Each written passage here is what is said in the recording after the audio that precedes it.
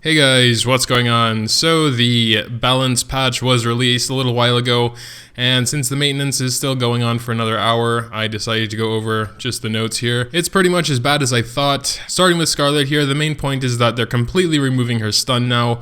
Before it was 1.5 seconds. Which was already taken down from 3 seconds, now it's just totally removed. And now instead we get a P crit resistance of 200 for 10 seconds.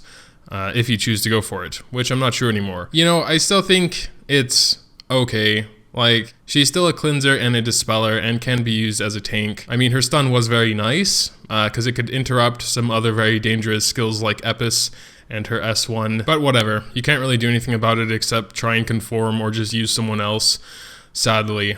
Her skill 2 though is getting a damage increase of 100%. I'm kind of running a DPS Scarlet, so we'll see if that makes a big difference. You know, if it does like a significant amount of damage now to actually make her a somewhat of a DPS, then it could be okay. Skill 4 is getting a nerf, 100 less crit resistance.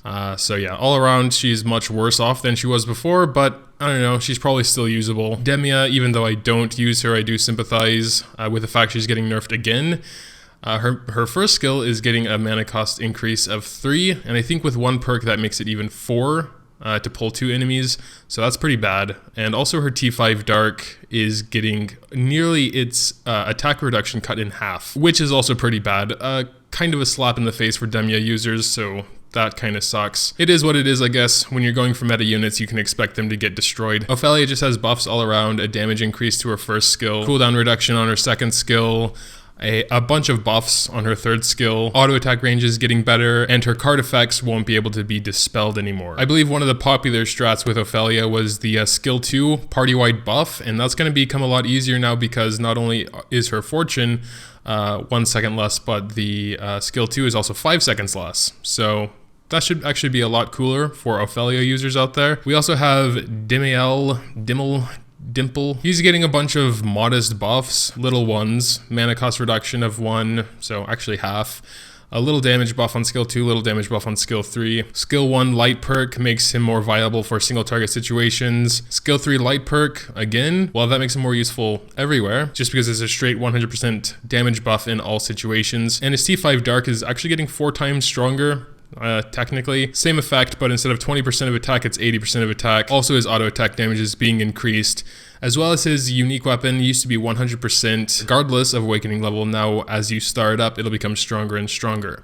Is that enough to make him meta or popular or good? I don't know. Never had him, still don't plan to raise him unless I see some screenshots with crazy damage, then I can think about it. I just think nearing endgame, it's really hard to raise a new DPS because you need their unique weapon at a decently high star level to make them compare with your other DPS, you know? I'm not really in the market to raise more DPS right now. And now we have Saline, which got quite a few buffs as well. Her skill 2 is not only getting a damage buff of 30%, but it will also cost 1 less mana. Her passive skill 4 is also getting a straight buff to her attack boost. Skill 2 light is really just getting changed. It's a buff in some cases, not a buff in some other cases. I can imagine this would really only be good in like maybe raids or guild raid perhaps, because it can ignore defense when there's only one enemy. World boss automatically has 0 defense once you bring it down, and that's where the majority of the damage comes from anyway, so not too sure if that would be that great there. And her T5 Dark is kind of weird as well. It reduces her crit chance by 300 and increases the crit damage by 100. I believe like it's her passive or so that gives her like an automatic 50% crit rate, so if you just build her with, you know, a little bit extra, then it should be okay. Maybe 650 would be enough if she really gets that 50 and then minus 30 with the healer crit perk. I think that would get her up to 100. Also, her auto attack is getting a straight buff of 30% there, and her unique weapon, much like Demia, however the hell you pronounce that, is having the same exact change going on with that. Rhina's buff, quote unquote, left me with a bad taste in my mouth, even though I don't own Rhina. I've been waiting for a buff for her forever. And it's kind of another meme buff. You know, she's been buffed so many times, but just tiny little buffs that don't change that much. 20% damage on her skill 3, you know, a bit more penetration on her skill 4, and her auto attack 10%. What is that? That's not going to change anything. I mean, a tiny bit, but come on. I don't know much about Pavel, so I can't really say too much.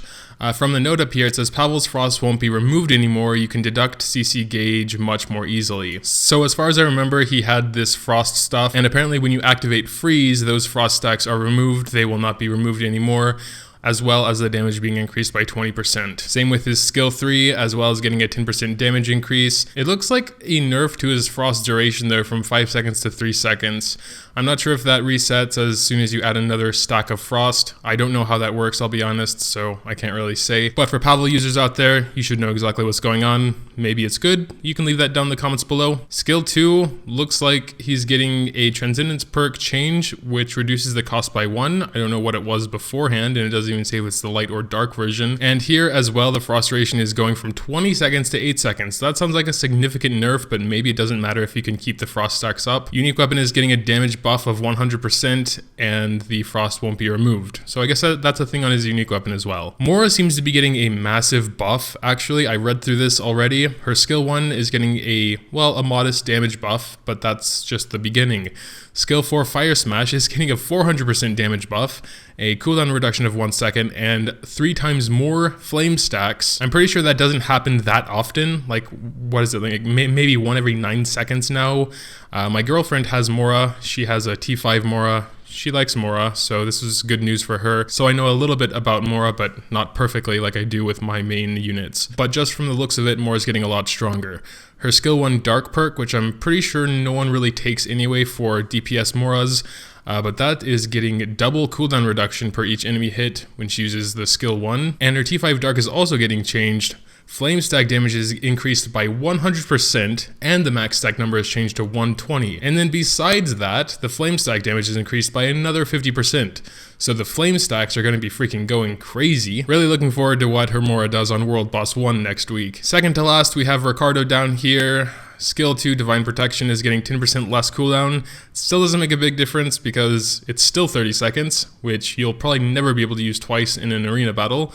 But damaged enemies will be stunned for 1 second. It does have a pretty small radius, so, it's probably just going to be the front lines that are stunned. His T5 Dark sounds extremely interesting though, unless of course it can be dispelled, which it doesn't say it can't be, so it's probably actually not that great.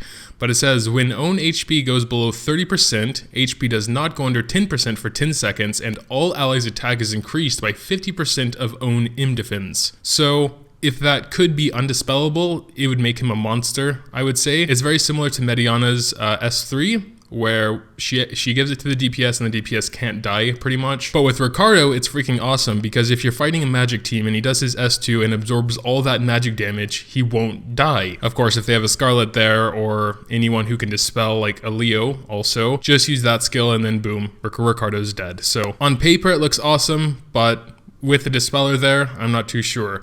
If Scarlet does her S2 first, and Ricardo then gets under 30% HP, and Scarlet would have to wait that 18 seconds it is now to use her S2 again, well then he could take full advantage of that 10-second buff, as well as all allies' attack being increased by half of his own IMDef.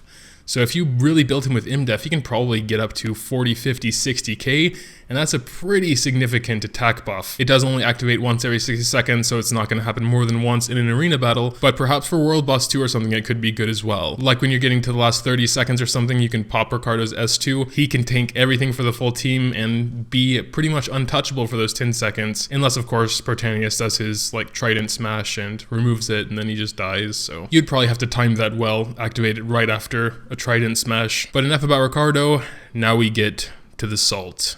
Gladi. Gladi. They say Gladi's punch will be nerfed a bit, but his punches still ignore the defense. Nerfed a bit, they say. His ultimate punch is simply getting the double damage effect on boss monsters removed. That's it. It's not getting changed, because the ignore defense was always there. It says it will remain the same. That's not changed. His skill 1 is also getting a nerf. It'll be 9 seconds instead of 6 seconds. That's quite a big difference when you're going from 6 to 9 seconds. Skill 2 is getting, I even hate to call it a buff, just because his whole package is so much weaker now, but 1 less mana. Cool, I guess. Skill 4 now needs 5 auto attacks instead of 4 to deal the extra damage that ignores defense. And the worst part, actually, worse than the ultimate punch, is that his crit damage stacks are getting decreased from 10 to 7. This, along with his ultimate punch, is what made him strong. Now that those two things are getting nerfed, the ultimate punch is just getting obliterated because the double damage has gone there. He was good for a lot of things, mostly in single target situations. But considering the price and the time required to get him, he deserved to be good. People spent actual money to get Gladi, including myself for this 50,000 ruby spinning event. I mean, that was to get his unique weapon, but of course, that is part of him, which they are also nerfing. Any other balance I didn't care too much about because they were all just normal heroes, you know? But Gladi is a special hero, and he's not even good in arena, which is the kicker there. So I have to say this is the first balance which I'm really kind of not okay with. You can call me a crybaby all you want, but the reason people spent so much time, resources, and in some cases money to get this hero was because of the way he was. If he was overpowered for arena, again, I've already said this before, I would understand it, but he's not. He's practically purely a PvE unit, and now he's not even really that. I mean, he's not even as good as Roy. He wasn't as good as Roy was before this patch for single target situations. And of course that might be because you're comparing a 4-star Roy to a 1-star Gladi. Okay, but yeah, it's that hard to get his unique weapon that high. It's much easier for everyone else because they are normal heroes. That's the point I'm trying to make. He's not a normal hero. Just getting him by himself is hard enough. Then you have to get like 16 unique weapons if you want to even compare with those Roys doing 30, 40 million DPS on Dragon Raids and 200 million DPS on World Boss. Ever seen Gladi do that? I don't think so because no one has a 4-star Gladi unique weapon. But okay, I guess that's enough for my rant there. I'm still going to continue to play. We'll see if they decide to do anything else about that because I can imagine there's a lot of people pissed off right now. But yeah, and also the cross pumpkin head doesn't crit anymore.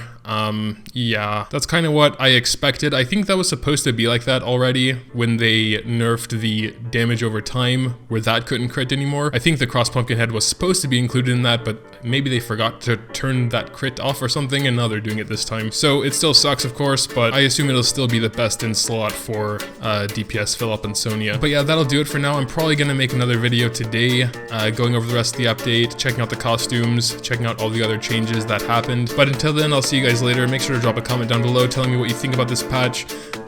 You can leave your salt down there as well because I have salt of my own, trying to hold back as much as possible, but I'm a little bit salty to be honest. Go ahead and leave your frustrations down there. Leaving a like down there while you are angry, you know, smash that like button with all your anger and such, then you can do that too. You know, taking advantage of people's anger for likes. That's a new low, Moga. Thanks guys, as always, for watching, and until next time.